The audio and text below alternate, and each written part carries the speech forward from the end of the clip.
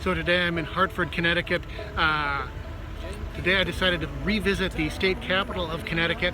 It's just up the road here. I'm in Bushnell Park, right adjacent to the Capitol. I was going to do this video with the Capitol behind me, but they were doing jackhammering, breaking up sidewalk. They were trimming trees and making all kinds of noise, so I came here where it's a little bit quieter. This is one of my favorite state capitals of all time. I've been to all 50. I got to take a tour this time. The last time I was here, I couldn't take a tour because it was closed. But I was looking in the window because it was like about 5 o'clock. I wasn't sure if it closed at 5 or 5:30 or what.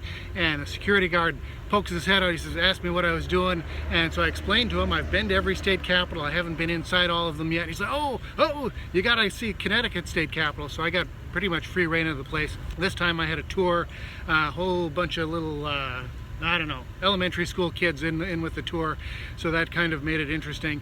It's a really cool building. I love the display of all the different historic artifacts around it.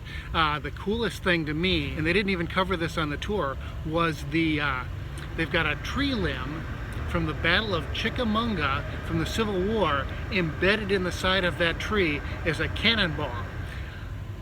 That's just, I thought that was neat, because the first time I ever saw it, I was like, what is this? And then you read about it.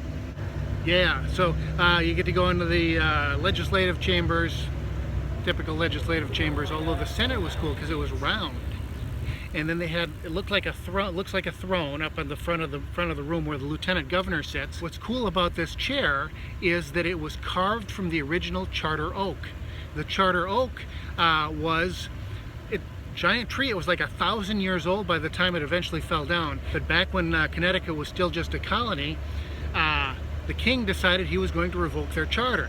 And in order to revoke the charter, he needed the physical piece of paper that it was written on.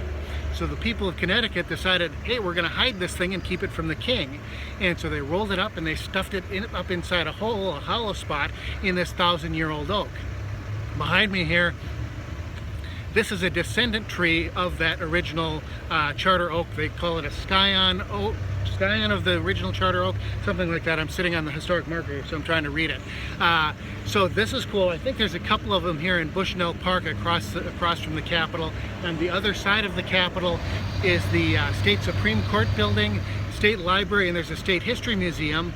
Some cool exhibits in there. Colt Firearms, I'm guessing is from Connecticut. It didn't say, or I didn't see it. So there's an exhibit on that. But they also have on display that original charter. It's in a great big nice frame. It said that the top part, the seal on the frame, was made from wood from the charter oak as well.